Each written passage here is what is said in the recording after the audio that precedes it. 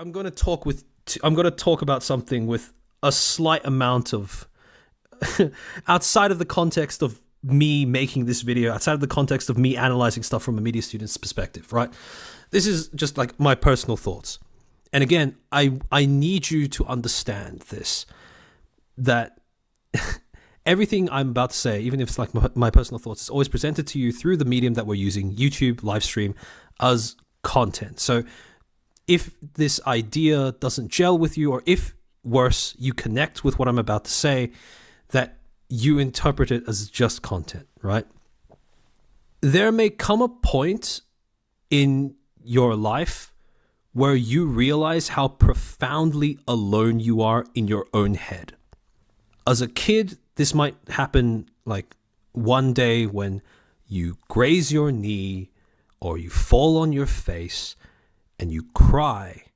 And when your parents come over to rub your head, kiss your boo-boo, that you realize that they didn't come over because they feel your pain. They come over because you cried about feeling pain.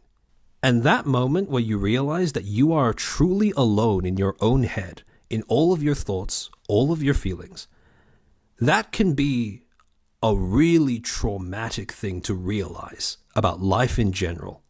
And some people never get over that trauma.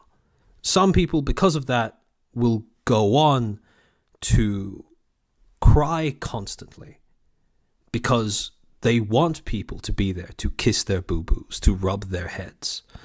Some people will, and I'm one of these people, who will be so traumatized by that you will spend the rest of your life obsessively trying to figure out how best to use language so you can minimize the amount of distance between your thoughts and feelings and other people's thoughts and feelings through language, through expression, through communication.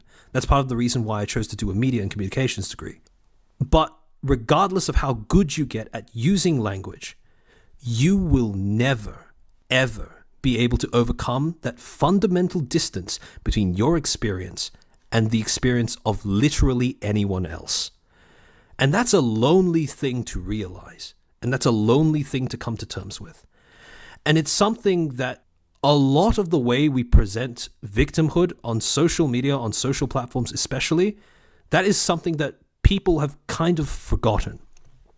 One of the greatest lies that social media has ever managed to impart to us as a population is that victimhood can be compared.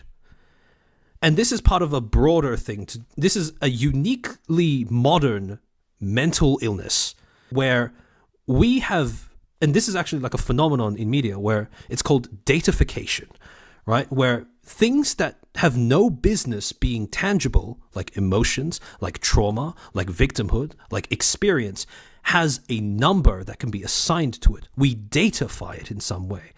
How do you reconcile the trauma of someone who is, a Palestinian citizen in Gaza, right, on social media, with someone who woke up and realized that their cat had died in their sleep? You can't.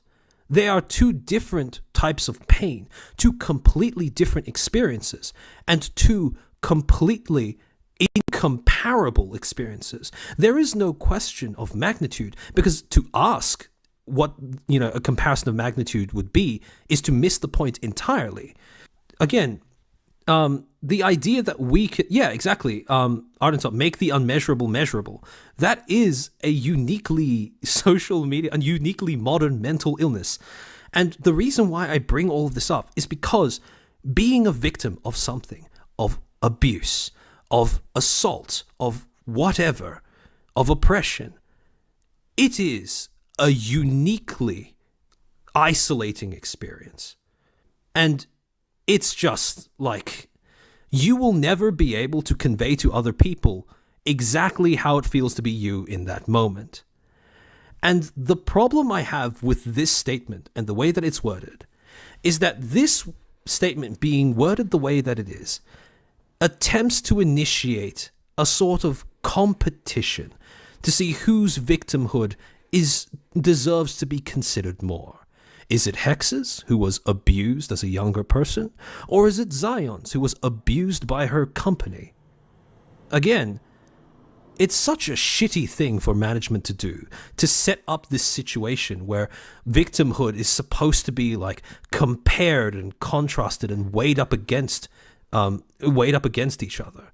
Because that's not how it works. And like on top of that, right? I'm just trying to figure out how to put this. On top of that, that really gets at people nowadays expect victimhood to be this kind of thing where it's like a token currency that you can convert into authority, whether it be authority to speak up about the topic or authority to, condemn other people on behalf of other people who are supposedly similar victims to yourself. That's just not how it works. Because if you are a victim of something, you will very much know that it's not a power-up. It's not something you congratulate someone for. It doesn't translate into anything. And the moment we were given the tools to sort of convert victimhood or experiences of victimhood into clout or into numbers or into some form of engagement, I feel like we got set on a path of forgetting that victimhood is fundamentally not a good thing, and that it doesn't empower you. The way that you cope with your victimhood empowers you, not the victimhood itself. And this is also why on Twitter you see everyone clamoring to try to be a victim of something, because somehow we've managed to dupe ourselves into thinking that victimhood is this kind of social currency when it's nothing of the sort. And again, it's like mental illness or autism. Yeah. Again, it's turning all of its platforms fucking these things into being a numbers-based game that people can play. And I'm not saying that if you do share your experiences of being traumatized or a victim of something online, then you're automatically only doing it for clout. No, not at all. But if you try to use it as a way of claiming authority over a subject or an attempt to attack or silence somebody else, then yeah, fuck you. That's not victimhood. That is you trying to disguise something else behind the guise of victimhood. It's inspiration, exactly. So something that I will end up talking about a little bit later is how one of the hallmarks of a moral panic, because the thing I want all of you guys to remember and take away from this is that moral panics are an environment. They are not a media tactic. They are not just a media tactic. They are an environment. Right? And folk devils do not, they do not emerge in isolation. They emerge only after an environment like this has been created. One of the hallmarks of an environment that would lead to moral panics and folk devils is the fetishization and monopolization of victimhood. That is one of the first signs that something is about to go very wrong.